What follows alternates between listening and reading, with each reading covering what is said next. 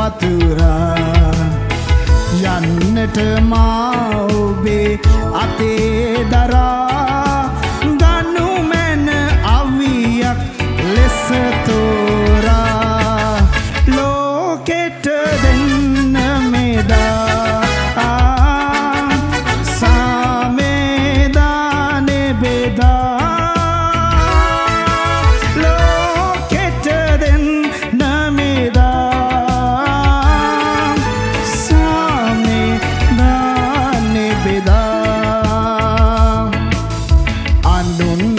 සන්නසන පිණිස මගක් සොයනට මා ගැන නොසිත වගක් ගුරු දෙවිඳේ මට දෙන්න ඇසක් දක්නට අනුන්ගේ දුක් දහසක් ලෝකෙට දෙන්න මෙදා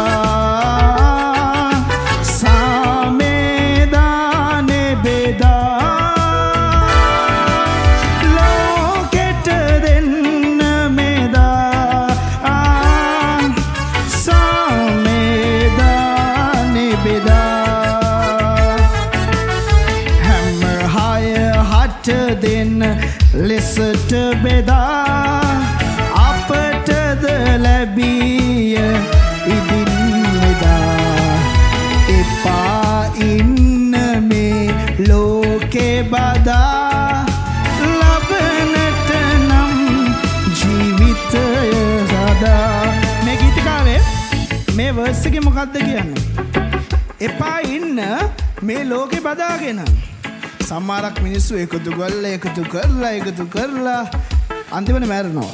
මොකුත් කරලා නෑ ඒ සල්ලි වලින්. ඉතින් ජේසුස් වහන්සේ එහෙම කිව්වේ නෑ. හොඳට ඉන්න කියලා කිව්වේ හොඳින් ජීවත් වෙන්න කියලා කිව්වේ. ඒ කියන්නේ මේ අනාගතයට එකතු කරන්න එපා කියන එක නෙමෙයි. පෙරේත කමින් එකතු කරන්න එපා කියන එක තමයි මේ වර්ස් එකෙන් කියන්නේ. අපි ආයෙත් අහමු මේ වර්ස් එක. ඕකේ?